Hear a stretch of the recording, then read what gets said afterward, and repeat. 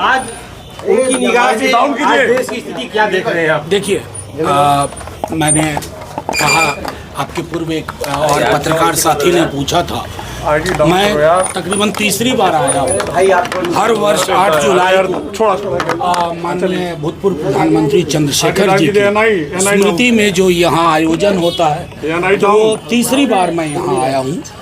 चंद्रशेखर जी की जो एक सबसे बड़ी खूबी थी, सिर्फ लोकप्रियता के लिए वो लोकोन्मुख बात, लोकप्रिय होना और लोकोन्मुख राजनीति करना। आज इस अवसर पर मैंने एक काल्पनिक पत्र जो चंद्रशेखर जी की ओर से माननीय प्रधानमंत्री नरेंद्र मोदी जी को है, क्योंकि ये उनका संसदीय क्षेत्र भी है, तो एक खत मैंने चंद्रशेखर जी की तरफ से पढ़ा है।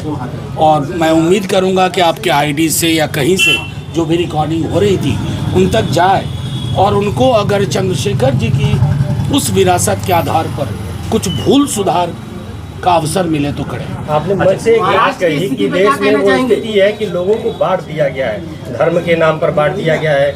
आपने प्रेमचंद की कहानी का भी जिक्र किया। मैंने सदन में किया था। हाँ, सदन में भी किया था, यहाँ भी किया। तो देखिए, अभी सावन का पर्व आ रहा है, उसको लेकर भी कुछ नेताओं की बयानबाजी आ रहा है। मैं और को क्या कहूँ, कितने सावन तो हम लोगों ने अपनी जिंदगी में देखे। अब तो कोई पर्व त्योहार जब आता है ना, चाहे हिंदू का हो मुसलमान का हो, तो ऊपर वाले से प्रार्थना रहती है सब शुभ शुभ निकल जाए। हमने अपने तब त्योहारों को भी युद्ध क्षेत्र में तब्दील कर दिया है, ये हासिल है। सर, बिहार चुनाव को लेकर क्या कहेंगे? बिहार चुनाव को लेकर क्या कहेंगे? देखिए, तमाम कोशिश बीजेपी कर ले, उनके गठबंधन सहयोगी कर ले, तमाम संवैधानिक संस्थाओं की मदद ले लें, लेकिन वहाँ जो क्रेज महागठबंधन का तेजस्वी जी के नेतृत्व में है, अलग अलग मुद्दे, नौकरी सबसे बड़ा, बेहतर स्वास्थ्य व्यवस्था, सामाजिक सुरक्षा, माई बहन मान योजना, तो ये सारी चीज़ें एक लंबी लकीर खींच चुकी है।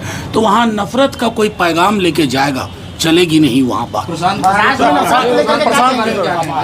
आज़ाद हिंदुस्तान में बहुत नफरत को लेकर के क्या कहेंगे? पहले एक सवाल कर दूँ, एक कोई भी व्यक्ति स्वतंत्र है चुनाव लड़ने को, लेकिन उनकी स्वतंत्रता विद कैविएट नहीं होनी चाहिए। भाषा के नाम पर लोगों को बांटना कहाँ तक सही मानते हैं? बिल्कुल नहीं। मैं देखिए, मैं लगातार, आपने अगर सुना, मैंने हमेशा एक बात कही है कि भाषाओं के बीच में सहोदरा का संबंध होता है। हिंदी अगर आज यहाँ तक पहुँची है ना, किसी सरकार की वजह से नहीं, या हिंदी पखवाड़े की वजह से नहीं, हिंदी यहाँ तक पहुँची है लोक माध्यमों से, लोक स्वीकारोक्ति से।